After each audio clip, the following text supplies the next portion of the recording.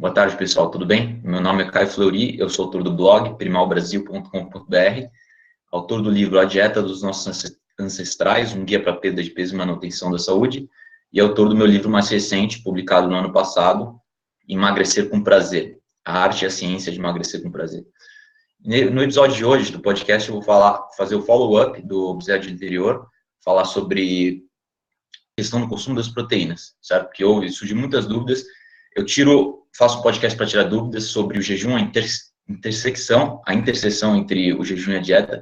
Foi um assunto muito, muito importante, discutido na sessão anterior, e surgem muitas dúvidas com relação ao consumo de proteína, porque eu falei bastante de consumo de proteína, que é um macronutriente essencial para qualquer dieta, para manter aderência e produzir saciedade, entre outros diversos benefícios de uma dieta com quantidade suficiente de proteína. Então, eu vou falar hoje sobre proteína e também tirar dúvidas de outros leitores. A proteína é um macronutriente essencial. Sem ela, não há diversas funções do corpo. Ela faz parte dos processos estruturais das células e tecidos do corpo. Então, elas desencadeiam uma série de reações metabólicas, das quais a vida não seria possível de existir. Se a gente não comer proteína, simplesmente ficamos doentes e muita coisa acontece, a gente morre. Então, tem muita desinformação nesse sentido a respeito do consumo de proteína por aí. E é importante notar que uma dieta individual, um contexto individual é muito importante aqui. Ninguém está aqui para pregar um consumo de proteína específico, um consumo de alimento específico, ou até mesmo certos grupos de alimentos específicos para cada indivíduo, mas sim mostrar que ajudar vocês a encontrar uma dieta junto com os profissionais de saúde, junto com os profissionais que acompanham vocês, como a individualização é uma questão essencial. O contexto individual do consumo calórico, energético, de macronutrientes específicos, de alimentos específicos, varia muito de pessoa para pessoa, em termos de alergia alimentar, resposta imunológica, composição corporal, níveis de inflamação, saúde intestinal, todas essas questões são influenciadas por nossa individualidade, por nossa genética individual e contexto de vida diferente. Quando é vantajoso consumir mais proteína, isso depende também muito da faixa etária de cada indivíduo, da demografia. A demografia é muito importante. Por que é importante? Porque uma dieta para um idoso de 80 anos pode ser muito diferente para um jovem atleta, né? Uma dieta para um sedentário é também completamente diferente do que uma dieta para um atleta. Um atleta tem requerimentos diferentes, tem necessidades diferentes. Então, por exemplo, os indivíduos da terceira idade, eles podem se dar muito bem com o consumo de proteína mais modesto, a não ser que sejam atletas, certo? O que é estabelecido aí pelo RDA, o Reference Daily Allowance, quantidade recomendada para cada nutriente consumida diariamente, é um mínimo de 0,5 gramas de proteína, 0,5 gramas de proteína para cada grama do peso de cada indivíduo. Então, seria um mínimo aí para uma pessoa que pesa 70 quilos, no mínimo 35, 40 gramas de proteína. Esse é o mínimo mesmo. Esse seria um valor totalmente baixo que não está condizente com um consumo mais adequado para muita gente. Então, o indivíduo de terceira idade aí pode ter um consumo um pouco mais baixo, dado a sua natureza, dos seus hábitos, que provavelmente consiste em uma rotina menos rigorosa em termos de exercícios, enfim, um metabolismo mais lento que vai se desenvolvendo ao longo da idade. Mas o consumo de proteína moderado tem sido relacionado a muitos benefícios para a saúde dos indivíduos da terceira idade, como prevenção de osteoporose, prevenção de uma melhor densidade óssea, de fato, né? Tem muita mitologia por aí dizendo que indivíduos da terceira idade eles vão ter mais osteoporose se consumir menos proteína, ou se eles vão mesmo ter fraturas, vão cair, vão enfraquecer os ossos, que a única coisa que importa é o cálcio que eles consomem, mas é muito mais complexo que isso, na verdade. Mas o que é simples de vocês entenderem é que uma dieta moderada e alta proteína está associada a uma maior densidade óssea, uma maior saúde óssea. Então, esse é um fator muito importante a ser considerado nessa demografia, nessa faixa etária. E é claro que tudo tem que ser individual. Novamente, vale a pena ressaltar o poder e a necessidade da individualização. Então, que a gente fala dos indivíduos que podem ter um nível mais baixo de atividade física, né? Os níveis mais baixos, ou mesmo quem é sedentário. Uma pessoa que é sedentária tem um requerimento mais baixo de proteína. No entanto, essa pessoa pode ela vai atingir um platô em termos de perda de peso, ela vai ter um set point próprio dela, que o consumo mais elevado ou não, mais moderado ou não de proteína, pode beneficiar essa pessoa sedentária ou não, dependendo do resto da dieta. Então, muitos indivíduos que não bem com uma dieta um tanto baixa em proteínas, são indivíduos que não fazem exercício, embora o consenso do que é melhor para a saúde em geral não seria restringir, ser totalmente sedentário. O sedentarismo é um problema de saúde que, embora um sedentário não seja necessariamente uma pessoa que não é saudável, que não tem saúde, que não vai ter uma longevidade boa, uma vida longa, tá certo que a prática de exercício vai trazer benefícios para a vida dessa pessoa, qualquer pessoa. Então, o indivíduo sedentário talvez tenha um requerimento mais baixo, de no mínimo 0,8 gramas de proteína para cada quilograma de peso. Né? Então, novamente, 0,8, uma pessoa que pesa 80 quilos, seria mais ou menos 65, estou estimando 65 gramas de proteína, uma pessoa que pesa 80 quilos. Esse seria mais ou menos um consumo baixo de proteína para um indivíduo que é sedentário. O consumo mais moderado seria em torno de 1 a 1,5 gramas de proteína para cada quilograma de peso da pessoa, né? Que consiste a já 90 gramas de proteína por dia, mais ou menos a 120, dependendo do peso da pessoa. Então é só questão de fazer a conta, né? E uma dieta para perder gordura corporal e peso, ela pode ser bem otimizada com consumo de proteína mais moderado e alta e um tanto restrito em caloria. Por que restrito em caloria? Porque os estudos mostram aí que uma redução na queima calórica, um aumento na queima calórica com um aumento de consumo de proteína, por várias razões. Uma delas é a saciedade, como eu falei. Mais músculo e menos gordura quando há um aumento calórico com uma dieta baixa de carboidrato. Quer dizer, o indivíduo tem mais saciedade, mais prazer consumindo uma dieta mais alta em proteínas e, por consequente, ele vai estar consumindo menos calorias e emagrecendo. E vai ter uma série de benefícios para a saúde, em termos de produção hormonal, inflamação, enfim. Tem o efeito termogênico das proteínas, né, que quer dizer que é uma queima de calorias simplesmente consumindo proteína, porque a proteína é um processo digestivo mais lento no corpo, e a degradação da proteína, a gluconeogênese, conversão de proteína em glicose também, que é importante, uma função importante do corpo, requer mais energia por parte do corpo. O corpo gasta mais energia e emagrece. Então, esse é um ponto a favor do consumo de proteína também em termos de perda de peso. E menos fome, mais saciedade por caloria consumida. No entanto, mesmo quando não há redução calórica, há uma melhora na composição corporal, certo? Se você está consumindo mais proteína, tende a ter uma melhor composição corporal, mesmo que não haja perda de peso. Correto? Mas, normalmente, há uma redução calórica que vai levar não só a perda de peso, quanto a melhor composição corporal. Então, para exemplificar aí um estudo um tanto recente, 2014, publicado na American Journal of Clinical Nutrition. Esse é um estudo muito importante, muito interessante, que eu costumo citar. Colocar os indivíduos em 3 grupos diferentes. O grupo que consumiu uma dieta moderada em proteínas e alta em calorias. Um grupo que consumiu uma dieta... Isso é um estudo clínico e randomizado, a propósito, um ambiente controlado. Então, novamente, grupo 1 que consome uma dieta alta em proteínas, grupo 2 que consome uma dieta alta em proteínas, mais baixa em calorias, e o grupo 3 que consome uma dieta alta em calorias, mais baixa em proteína. O grupo que consumia dieta baixa em proteína consumia 15% das calorias na forma de proteína. O grupo que consumia dieta alta em proteínas, 30% das calorias na forma de proteína, mais alta em proteínas com um consumo alto calórico e mais alto em proteínas com consumo baixo em calorias. Mas o interessante disso tudo foi que, muito chocante para muitas pessoas, para mim não tanto assim, mas ainda é muito curioso, é muito sensacional o fato de que você perde gordura corporal mesmo consumindo mais proteína e contendo mais saciedade na sua dieta. Então, 12 semanas de dieta, os participantes comeram à vontade, os participantes, isso que é chamado pelos pesquisadores de ad libitum, que é a dieta consumida à vontade.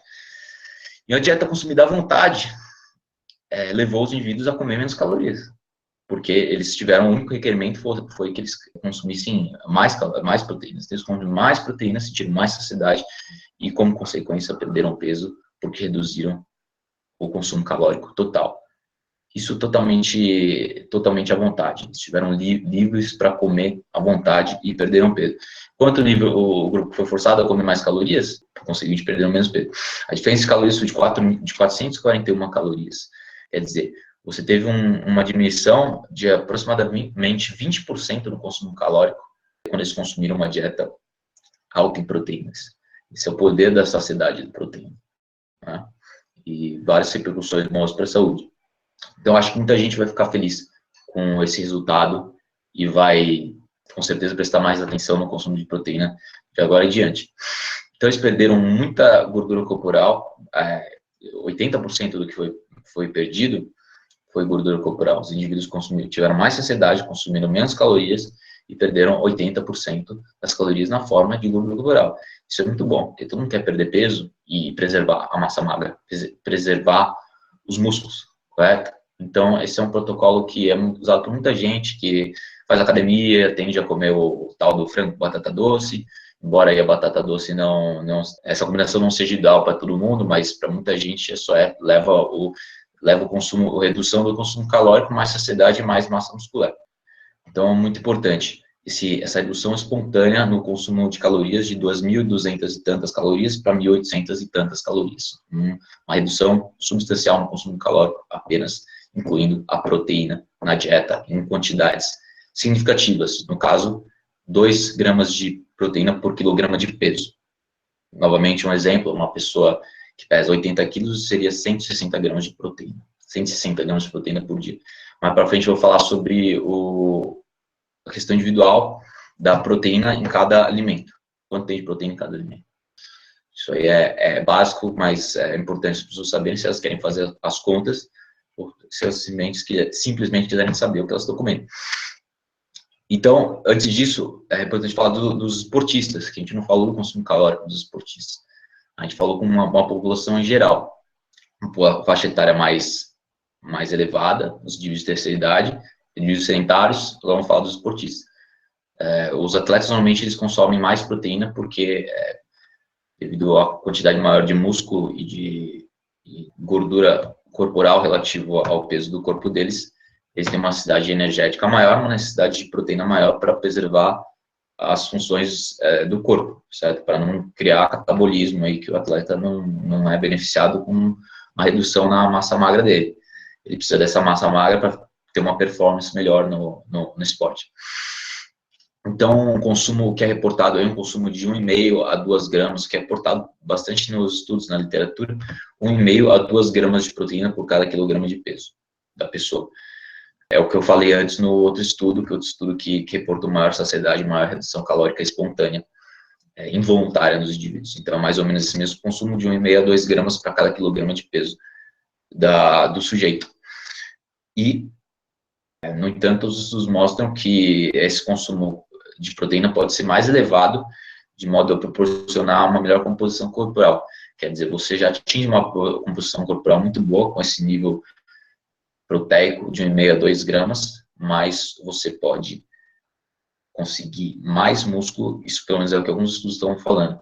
Se você for um atleta e tiver um esportista que frequenta frequentemente a academia ou que frequentemente faz esportes vigorosos, você pode ter um benefício maior, não só em melhorar a composição corporal, mas também na redução de marcadores de saúde ruins, simplesmente consumindo mais proteína, em torno de 2,5 ou 3 quilogramas de proteína por quilograma de peso.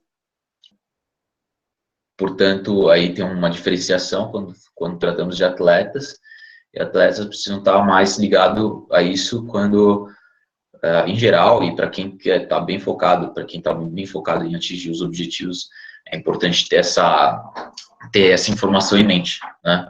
Então, no caso, 2,5 a 3 gramas pode estar fazendo diferença, ou não também, ou não, porque são alguns estudos que mostram isso e também depende do consumo calórico total. Quando uma pessoa come mais calorias, essa relação aí essa mudança, esse acréscimo de 2 gramas de proteína para 3 gramas de proteína é menos significante.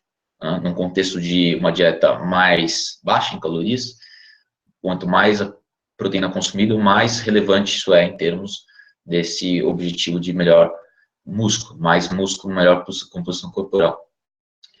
Então, para finalizar, eu vou falar a quantidade de proteínas por alimento, né? Isso é muito básico para muita gente, mas vale a pena salientar aqui, vale a pena ressaltar para vocês terem em mente. 100 gramas de alimento, qual é a respectiva quantidade de proteínas de cada um desses alimentos. Então, uma carne normalmente tem 25, um filé de alcatra, 25 a 30 gramas de proteína por cada 100 gramas de alimento, né? Temos as aves também, o frango, 25 a 30 gramas de proteína, o peito de frango, 30 gramas de proteína para cada 100 gramas de alimento.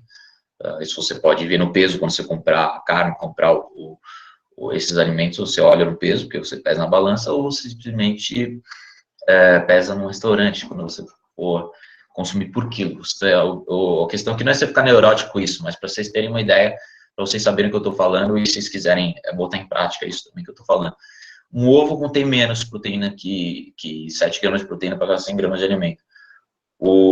Carnes em geral são nessa faixa, 25 a 30 gramas. Algumas carnes mais gordurosas, como costela, são menos ricas em proteína, mais ricas em gordura. Contudo, ainda são ricas em proteína.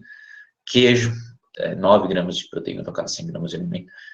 Então, é um produto moderado em proteínas como os ovos. Você precisa comer muito queijo, que traz lá seus problemas, que muita gente é intolerante a queijo, intolerante à proteína do queijo, a produtos laticínios, produtos derivados da vaca. Então, talvez não, geralmente não é uma boa ideia você estar obtendo boa parte dessas calorias na forma de queijo também. Isso não é o caso para a maioria das pessoas. Então, o consumo de ovos também, você precisa comer bastante ovo para ter uma quantidade. Por isso que muita gente, os atletas tiram a gema do ovo e, né, tem um monte de clara, em alguns casos 10, 20 gemas por dia, claras, perdão, 20 claras por dia. O ovo é uma proteína fácil de digestão e também tem algumas pessoas que têm alergia à proteína do ovo, mas em geral não, é um alimento bem tolerado e fácil de comer, né? Acaba sendo menos pesado para consumir do que a carne, caloria por caloria. Então, o ovo é um consumo muito comum dos esportistas, dos fisiculturistas, mas requer uma quantidade muito mais elevada de ovo, né, o que assustaria muita gente. Mas, enfim, ovo é um superalimento aí, então essa é uma opção, com certeza é uma opção boa. Suplemento de whey protein, por cada scoop, cada potinho de proteína cada colherzinha de proteína tem 25 gramas, em torno de 25 gramas de proteína. E é uma proteína de muito fácil consumo, né? O pessoal coloca no indicador, bate e pronto. Toma, sem problemas digestivos, em geral, sem transtornos, muito fácil, só botar no indicador, tomar. É uma revisão rápida, prática, por isso que é utilizada. Não que haja muita diferença em termos de composição, se é que há alguma, provavelmente não há nenhuma diferença de composição corporal ao consumir suas fontes de proteína, animais, comida mesmo, com sólida com relação a essa proteína líquida, não há diferença na composição corporal, não é reportado, até onde eu sei. Então, o diferencial do whey é simplesmente na sua praticidade de consumir antes, pós-treino e também no meio da tarde, para atletas que precisam manter um nível constante de insulina, um nível constante de calorias e proteína ao longo do dia. Então é isso, pessoal, são algumas informações básicas e importantes, eu espero que tenha ajudado muita gente aí a ter uma ideia melhor como vocês podem incluir proteína na dieta de modo a melhor servir a vocês e aos seus objetivos. Muito obrigado, abraço.